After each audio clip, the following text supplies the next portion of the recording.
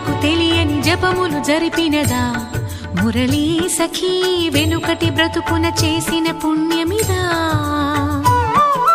తనువును నిలువున తొలిచిన గాయములే తన జన్మకి తరగని వరముల సిరులని తలచినదా కృష్ణ